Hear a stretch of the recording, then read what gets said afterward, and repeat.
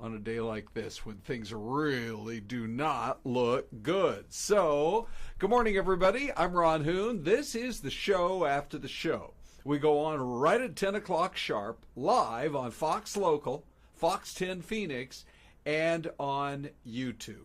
We get more of a chance to kind of dig into the big stories of the morning, and we've got plenty of them coming up for you today, including the growing speculation about Mark Kelly and whether or not he might be getting the nod from Kamala Harris as part of what would be a Harris-Kelly campaign ticket to go up against the Trump-Vance campaign ticket and really get this election season going into full swing. It all has to do with that post, which got posted and then deleted.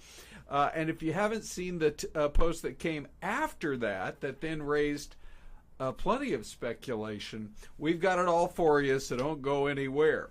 Also, there is this, he's a phenomenon. He's 14 years old. He's a young golfer here in Arizona, and he just did something the other day.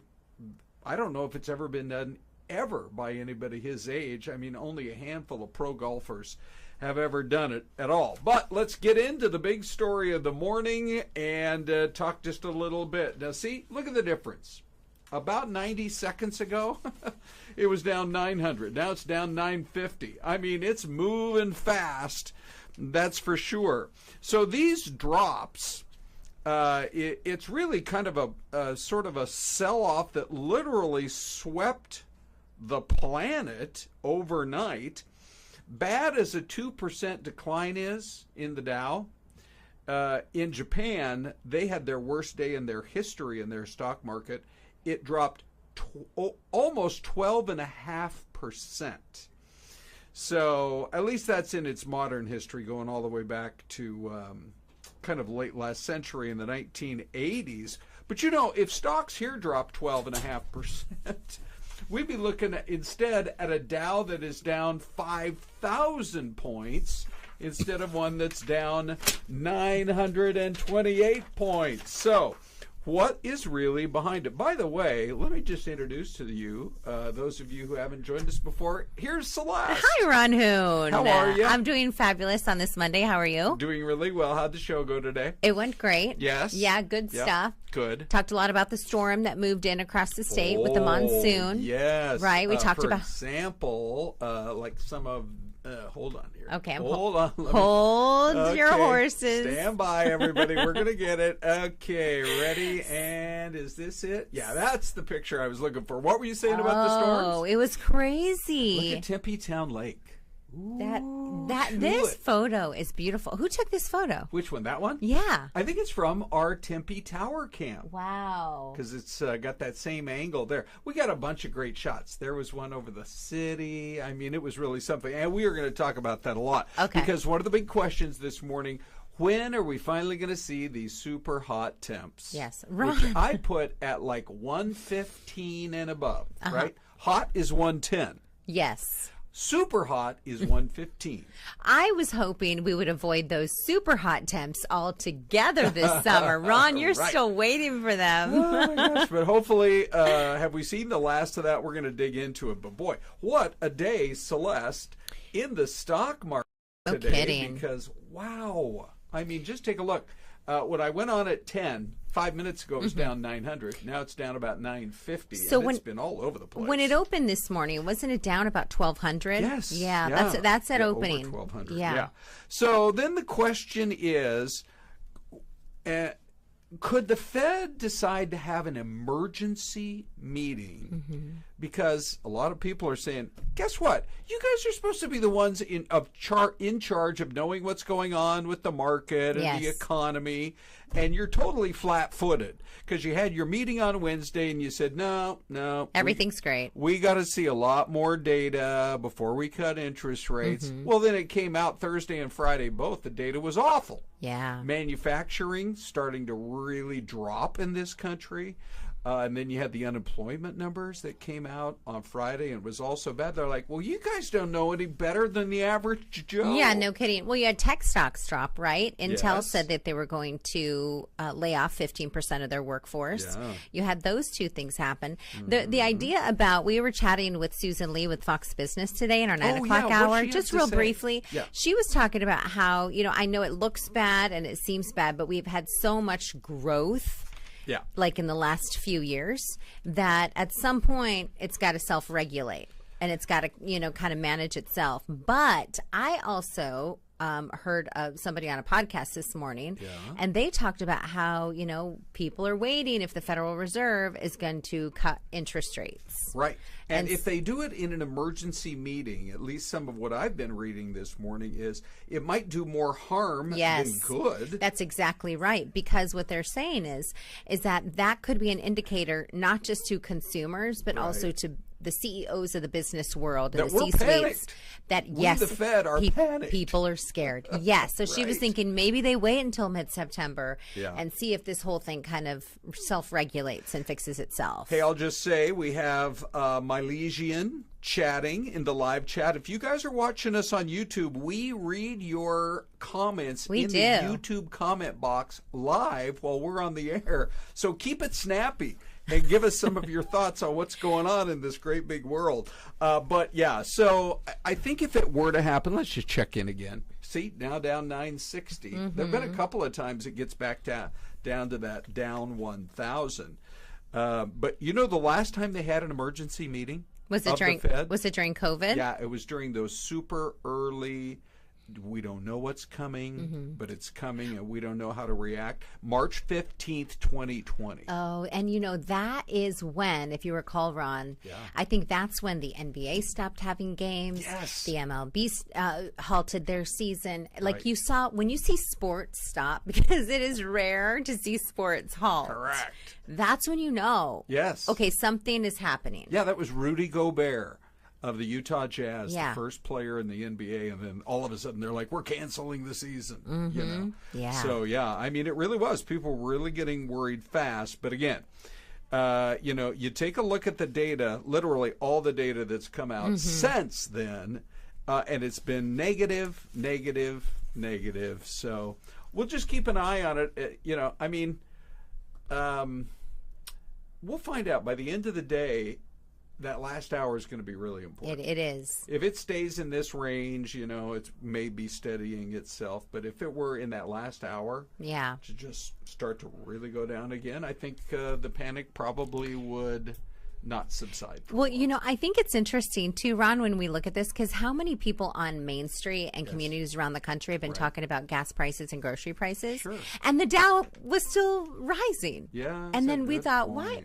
It's like Wall Street is so different from what's happening on Main Street. And I'm going to start calling you Common Sense Celeste. Can you share that with my family? But it's like finally, and this is unfortunate because we don't want to see something like this, but it seems like maybe folks on Wall Street are starting to see what folks on Main Street have been experiencing now for at least a couple of years. I mean, here's to the point where we are. We have Jimmy John's announcing, okay, we're going to do a meal deal because McDonald's has a $5 and BK has a $5. Yes. Well, theirs is $10. Yes. That's a deal. Yeah. Ty on the air is saying, like, whatever happened to that jingle of the $5 footlong at Subway? Absolutely. So hang on, everybody. We have Jay Bird, who frequently is full of wisdom.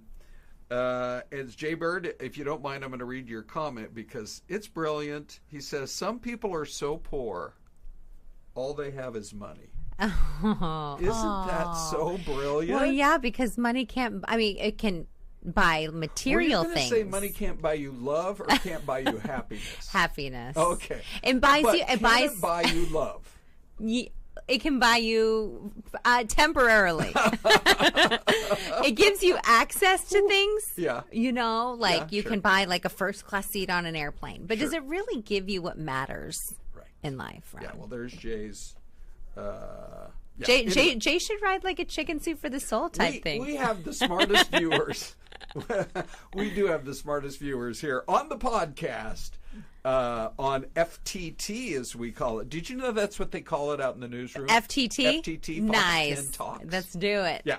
All right. Well, anyway, let's talk a little bit about the brewing pushback between CrowdStrike and Delta. Oh. This, to me, is a bombshell report from Fox Business today, Celeste. It says that Delta refused to get help from CrowdStrike in the hours after the whole fiasco began.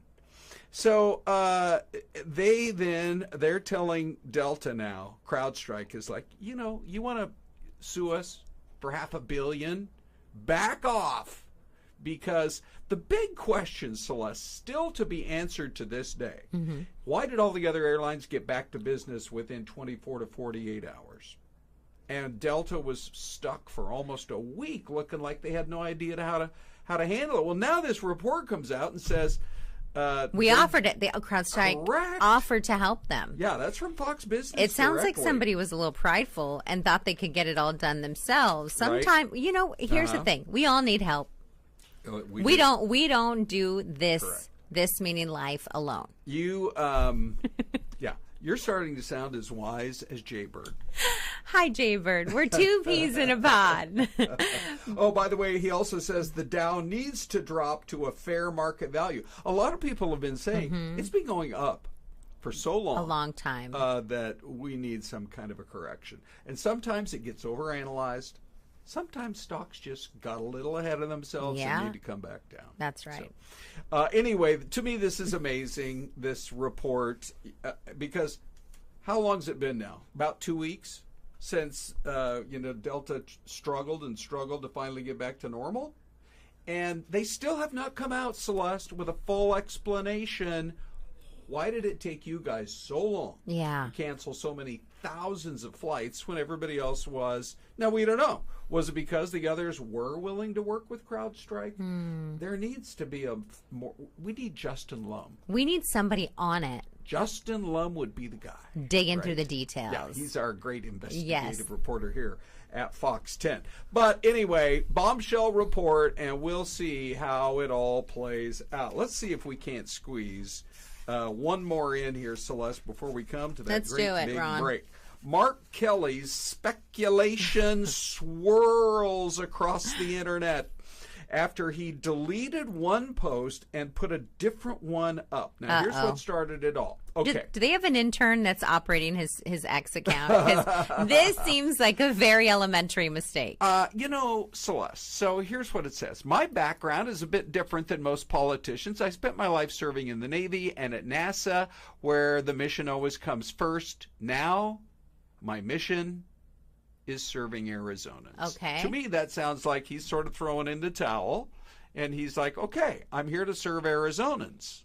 Well, I think it could be taken two ways. He's saying right now, today, right now, I'm serving Arizonans. But starting tomorrow, I'm serving all of America. Exactly. That's what you're saying. Yes. Yeah. I think sometimes we read too much into it, and obviously they got some backlash. Like people were probably sending them DMs and, what does this mean? Oh, yeah. Because then they took it down, right?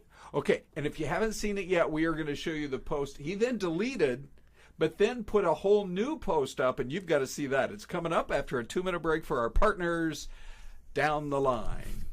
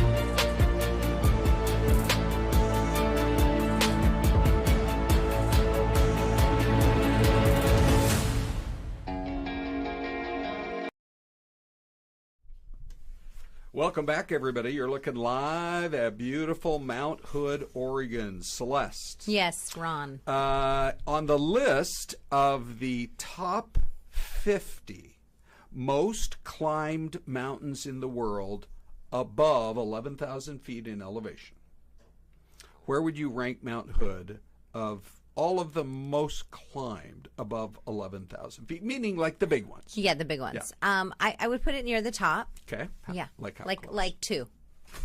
Celeste, okay. I take it. I still say Jay Bird is the smartest guy out there, but you're so smart too. It is number 2. Oh, is it really? Yeah, second only to Mount Fuji, which gets, because it's right there on the edge of Tokyo's massive population. Which it's about 12,000 feet. It gets 200,000 people a year. But Mount Hood gets over 20,000 people a year, and it's at 11,200 feet. Beautiful start to the day. Gorgeous. In the beautiful state of Oregon. Let's go back real quick to the whole Mark Kelly story, because as we said, the first thing he posts is, my mission is serving Arizonans. Then just a little bit later, so let's just check the timestamp. That was at 2:59 p.m. With 20 bookmarks, 2.3 thousand likes, and 370 reposts. All right, that's 2:59, meaning 3 p.m. By almost 4 p.m., 1 hour later, this is what pops up. I've learned that when your country asks you to serve, you always answer the call. 1.8 million views. People were on it. Yeah. They're thinking, okay, hold on a second. Yeah. Well, the announcement's either going to come today or maybe not till the rally tomorrow in Pennsylvania. If you follow politics closely, do you rank him as the number 1 choice, or do you think it'll end up being somebody else? You know, I think there's a governor on the other side of the country. Is it Philadelphia, Yes. Pennsylvania? Shapiro, thank you. I've been on record right from the start, and not only Philly, but the entire state. That's right. He's the governor of the state of Pennsylvania. But here's the thing, though, Josh Ron. Shapiro, Josh Shapiro. Right. I think you probably will be right. Okay. But I think because Kamala Harris has such a bad reputation when it comes to the border, it would be really smart for her to, obviously, she's considering Mark Kelly because he's in southern Arizona. Yeah. That could be somebody she could lean on when it comes to the southern border. But I think you're right. Really? Yeah, I think you might be right. Yeah. Thank you, Celeste. We'll see. I mean, we should know by about this time tomorrow. Yeah. But I have analyzed the map over and over. I'm way too nerdish when it comes to that kind of thing, like the Electoral College. But Pennsylvania, to me, I almost feel like whoever wins Pennsylvania wins the whole election. Wow. Are you want to put some money on that? Are we betting a Chick-fil-A sandwich? Let's do it. Okay. I owe you one anyways. It's probably my turn. Okay. Well, anyway, so we'll see how all that goes. But let's just real quickly talk about Donald Trump out there on the trail this weekend. Was trying out some new attack lines against the currently just the Harris campaign. It'll be Harris and Shapiro or Harris and Kelly, something like that. But here's what he had to say. She's worse than Biden. She's worse than Bernie Sanders. She's Bernie Sanders, but not as smart. Then she goes on to say, I said she's a dumb version of Bernie Sanders and actually further left than him. And that was just part of it. He said that she was low IQ and all of those things. So, I mean, it's getting down and dirty. So far from the Kamala Harris campaign, primarily, we've been hearing about that they're just weird. And it's not just Donald Trump. They keep going with this weird. He's just weird, and the people around him are weird. And the MAGA world is kind of weird, right? They keep using the weird. Right. Yeah. When my kids call somebody weird, I say, actually, that's incorrect. They're just unique. Okay. So, but what does weird mean? Right. Right? Maybe they don't. I think they need to clarify. Their campaign needs to clarify. What does weird mean? What does weird mean? Yeah, I think if you're having to define weird, it's not working. But James Carville, who's been a long time, pretty smart political strategist. Very smart guy. They need to substitute for a different word. They do. And do you remember what he said? Did you hear about this one over the weekend? No, but I have a thesaurus for them if they need it. Right. He said they should call him or them or him or creepy. Oh, creepy. That's the word to use. Oh. So, anyway, I don't know. The mud is getting slung, that's for sure. Back and forth, yeah. Let's talk just a little bit about that incredible night. Did you guys get any rain last night? We had a ton of rain. Lightning, wind. I was out there. Our umbrellas were everywhere. Yes. Sure, yeah. Okay. It was kind of crazy. We got really no rain out in Mesa. Really? I mean, the lightning woke me up a couple of times. Wow. I sleep with a sleep mask on. No wonder your eyes always look not puffy. Your eyes are in perfect condition. Good morning, everybody. Well, thank you, Celeste, for the compliment. But by the way, Tank is writing here. Good morning, Mr. Hoon. This is Tank. in YouTube in the chat box. If Biden is now a lame duck president, doesn't that mean Trump will be a lame duck president? Because once he gets into office, we know that he already has served one term, then he has that second term, and then that's it. He's not going to be running in 4 more years. Oh, so the second term denotes the lame duck. Not usually. I didn't think so either. Lame duck starts when you're 2 years in. Yeah. And the thing about it is who's going to pick up the Senate and the House? If things were to change, which right now it's super close, but if things were to change and it started to lean more in Trump's direction, which is what it was looking like when Biden was the candidate, the Republicans could have picked up the House and Senate. You're not a lame duck in that situation. He's talked about a tax cut and some other things. I think the numbers were pretty even between Biden and Trump until that debate. Then they moved. And then I think the numbers will, depending on when Kamala Harris and Trump debate, assuming she's the nominee. Obviously, we're waiting for the DNC, but that could sway the polls again. It's really interesting. Actually, the fact that it's gone now to most of the national polls have it right at 50-50. Yeah, or very like close. 48-48 with RFK Jr., Mm-hmm. who's trying to clarify why he left a dead bear in Central Park. Oh, my gosh. What is up with that? I don't know. Well, bad now idea. Apparently, he's explaining more, and he says he saw the bear get hit by a car. In Central Park? Either that or like on a street nearby. Maybe it was one of those. Picked it up and moved it, so it wouldn't get run over by more vehicles. Now that is a presidential ad they could run with. Do you want your president to be strong enough to pull a bear, move a bear with his bare hands? That used to be only like a Putin would go down that road with no shirt. Remember the shot of Putin on the horseback with no shirt? Well, anyway, let's just move on to the next one. Celeste, this video of this guy, first of all, how do you apparently accidentally hit the accelerator instead of the brake? He goes crashing through the hedges. At first, I thought, well, is that the next door neighbor? But now that I look at it, I think he might have come right off the street. Yeah, I think so, too. And he hit that parked car. Yeah, so he goes through the hedges and then hits the front end of that car. Was he wearing heels? Because sometimes it's hard to drive when you're wearing heels. Celeste, you have to take it there? I'm just saying. Okay. That's how you can accidentally hit the brake, accelerator instead of the brake. Well, this is, let me just look here through. So the driver landed on the homeowner's car. Okay. Then, so that's the sort of the before or the during the act. There's him leaving. No way. It's a hit and run through the hedges. So, I mean, come on, man. The thing is that the homeowner went on to social media. I'm assuming it's from his ring camera. Ring cam or whatever. It doesn't say ring cam, but something similar. And posted it. And he said, with the help of social media, they found the guy. Wow. I have to say, too, look at the vehicle that was parked. Correct. It's in pretty good shape. It's vintage. They don't make cars like that anymore. Right.